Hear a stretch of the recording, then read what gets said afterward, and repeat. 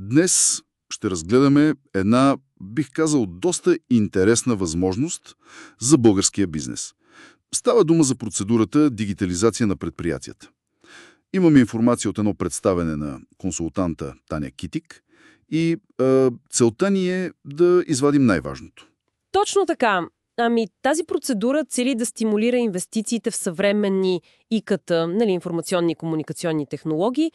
Идеята е всъщност да се повиши нивото на дигитализация, да се подготвят фирмите за преход към, така да се каже, по-високи нива, свързани с Индустрия 4.0. Окей, Индустрия 4.0. Нека започнем обаче с основите. Парите. Каква е финансовата рамка тук? Минималната безвъзмездна помощ е 5000 лева. 5000? Да, а максималната е 50 000 лева. Като процентът на съфинансиране от програмата е 70%. 70%. Това звучи доста добре. Сериозно е. Но кой може реално да се възползва? Това винаги е ключовия въпрос, нали? 2022 година. Тоест не новосъздадени. Точно. И да са микро или малки предприятия. Това е по закона за МСП. Важно изискване е да са реализирали общо за 2022 и 2023 година нетни приходи от продажби от поне 100 000 лева. 100 000 за двете години? Да, общо. И също средносписъчния брой на персонал за 2023 трябва да е поне 2 заети лица. Минимум 2 души. И подкрепата трябва да е заявена за основната икономическа дейност на фирмата. Гледа се КИТ 2008 за 2023 година. Ясно. Значи работещи малки фирми с някакъв оборот и персонал. Кой не може? Видях, че в източника се набляга на това. Кои са изключенията? Да, има доста изключения, трябва да се внимава. Например, микропредприятия със седалище в селски район са недопустими, ако проектът пак ще се осъществява в селски район. Фирми с основна дейност, преработка или маркетинг на горски продукти също отпадат. И има цял списък с кит-кодове, които са недопустими. Например, части от хранително-вкусовата промишленост. Като например? Преработка на месо, риба, плодове, зеленчуци, мляко, производство на вино и други. Също така селско-горско рибно стопанство, това е сектор А. И дейности в областта на IT и информационни услуги, раздели 62 и 63. Интересно, че IT-секторът е изключен. Може би логиката е, че те вече са дигитални. Вероятно да. Или че имат други механизми. Също са изключени финансови и застрахователни дейности, сектор К, държавно управление, хазартни игри и още някои. Добре, списъка е дълъг, трябва да се провери внимателно. Да кажем, че една фирма е допустима. Какво реално може да финансира? Какви дейности? Финансират се различни ИКТ услуги и решения. Например, системи за управление на ресурсите, известните ERP системи. ERP, да. Системи за управление на връзките с клиенти, CRM, също създаване на онлайн магазин. Могат да се финансират и различни модули за управление на производство, логистика и така нататък. Системи за сигурност на информацията. Тук влиза ли и стандарта ISO 27701? Да, точно. Включително въвеждане и сертифициране по ISO 27701.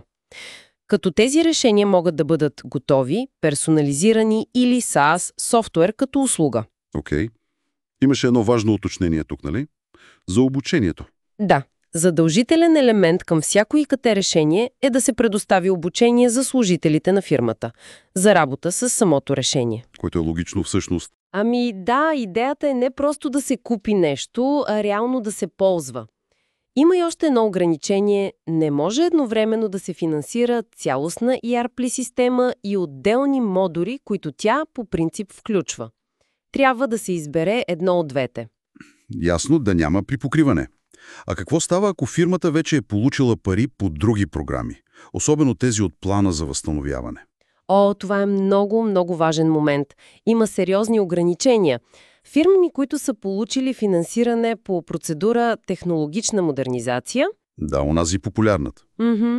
Те не могат да получат пари по тази програма за ERP, CRM или MOM системи. Подобни ограничения има и за финансирани по подкрепа за семейните предприятия. Ако вече са заявили онлайн магазин, ERP, CRM там, не може тук.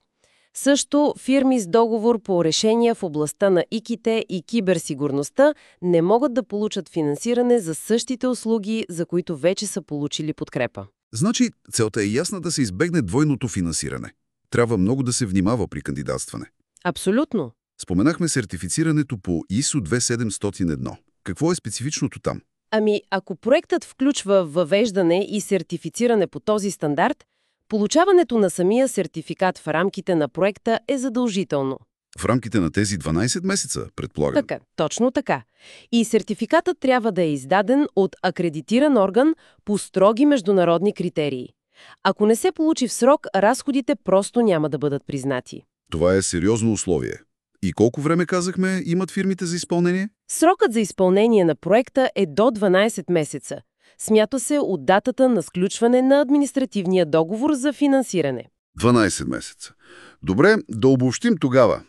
Имаме програма, която предлага значително съфинансиране с 70% до 50 000 лева. Цели дигитализация на микро и малки предприятия, но ключови са много специфичните изисквания за допустимост, особено кои сектори са изключени и какви са тези ограничения при предходно финансиране. Точно така. Фокусът е върху внедряване на по-сложни ИКТ решения, отвъд базовите IT услуги. Идеята е да се повиши дигиталната зрялост. Стриктните правила срещу двойното финансиране показват, че се търси ефективно използване на ресурсите. А задължителното обучение, според мен, е интересен елемент. Да, и аз така мисля. И ето една мисъл за финал, може би. Отвъд самото финансиране, отвъд софтуера, как ли този задължителен елемент за обучение на служителите може, така да се каже, неусетно да промени пейзажа? Пейзажа на дигиталните умения в тези по-малки български компании.